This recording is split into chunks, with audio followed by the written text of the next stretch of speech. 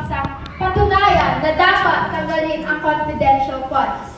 Ayon sa nabanggit ng kabilang panig, confidential funds daw ay ginagamit na masolusyonan ang mga banta ng pamahamakan, mapaglaban ang mga banta sa West Philippine Sea at kontra sa terorismo.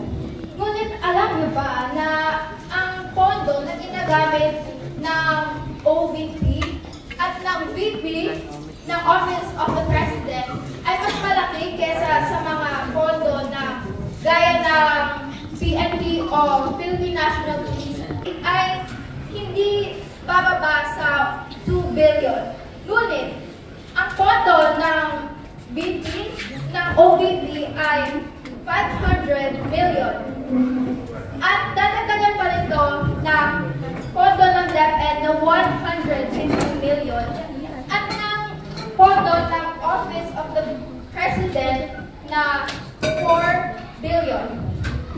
Masasabi niyo ba na ito ay talagang nakakatulong kung ang mga ahensya na wala naman talagang kasiguraduhan na ito ay may kaugnayan sa seguridad ng ating bansa ay gumagamit ng mas malaking confidential funds kaysa sa mga ahensya na talagang kinakailangan ng confidential funds?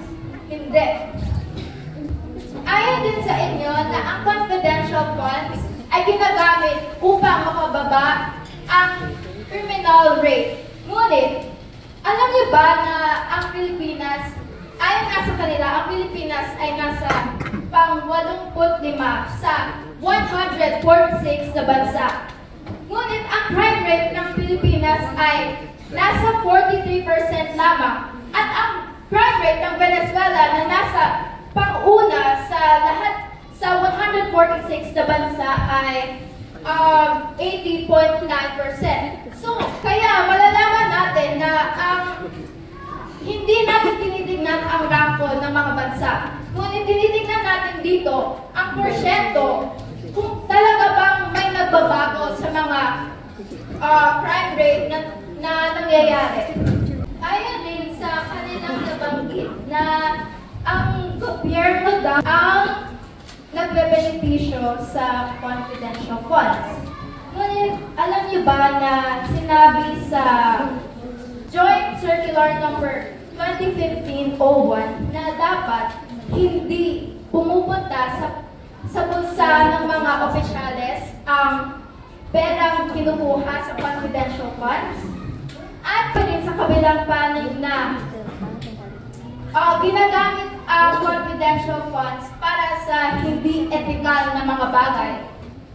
Ngunit, sinabi dito na sa Section 29, Article 6 ng Constitutional Law ng 1987, ang pondo ng confidential funds ay maaari lamang kunin para sa mga alokasyon para sa kapayapaan at kaayusan ng ating bansa. Inamin ng dating Pangulo Rodrigo Roa Duterte na ginagamit niya ang confidential funds para sa extrajudicial killing. Sa tingin niyo ba ay ito'y ethical? Ang paggamit ng confidential funds ay hindi dapat ginagamit para sa kasamaan ng mga tao. Isa pa dito ay Article 11, Section 1 ng 1987 Constitution. Ang public office ay isang public trust. Ibig sabihin, ang mga pampublikong opisyales at empleyado ay dapat sa lahat ng oras maging responsable sa mga tao na pinaglilingkuran nila. Dapat maglilingkod sila ng may integridad at katapatan. Tingin niyo ba ang paggamit ng confidential funds para sa pagpatay ay ethical at may integridad? Di ba hindi? Ayon sa mga nabanggit ng kabilang panig, pinapatunayan ng ito na hindi naman talaga kailangan ng confidential funds. Alam niyo ba na ang confidential funds ay matagal ng narito? Ito ay nagsimula sa oras ni Macapagal at ito ay umusbong lamang noong panahon ni Marcos nung nasimula ang martial law. Ngunit, ang mga crime rate at criminals ng Pilipinas ay hindi naman masyadong bumababa. Para sa aking pagtatapos, matatak kaming naninindigan na nararapat-labang na ipatanggal ang confidential funds dahil una, sa sinabi ng aming tagapagsalita sa necesidad, si Bibi Sara, na isa sa mga controversial na laging gumagamit ng pondo ng confidential funds, ay nagsasabi na kaya naman natin mabuhay ng walang confidential funds. Kaya ng Office of the Vice President na mamuhay ng walang confidential funds. Hindi ba naisip natin na kahit mismo si Vice President Sara Duterte na ang laging na-issue na kailangan ng confidential funds, ang mismong nagsasabi na ito ay hindi necessary at na hindi ito kailangan.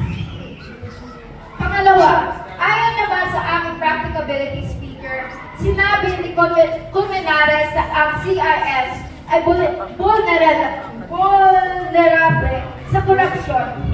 Kaya naman, malalakas ang loob na nanghihingi ang mga opisyalis gaya na lamang nila Duterte at Sara Duterte na kanyang anak na isa lang sa maraming nakaabuso ng pondong ito. Ang mga batas na gaya ng Joint Circular No. 2015-01 at Article 3, Section 7 ng Constitution ng 1987 ay nagsasabi na may karapatan malaman ng mga tao ng pamamayan na kung ano ang nangyayari sa loob ng gobyerno. Sabi rin sa Joint Circular No. 2015-01, sinasabi dito kung paano gamitin. Ngunit tingin niyo ba ang paggamit ng gobyerno ngayon ay naaayon sa batas na ito? Hindi masyado, no? Pangatlo, sino nga ba ang dapat pakinggan? Hindi ba ang ating mga mamamayan? Hindi ba ang gobyerno ay dapat laging tapat sa paglilingkod? Tapat nga ba na naglilingkod ating gobyerno kung hindi naman naaayon ang kanilang ginagawa? Tapat ba ang pagpatay sa mga walang kalungaluman na tao? Kaya't sa ngalan ng aking panig, naninindigan kami na dapat ipatanggal ang confidential funds upang mabigyan ng klaridad kung saan napupunta ang mga buwis ng tao, matigil ang korupsyon at kasakiman, at upang mapakinggan ang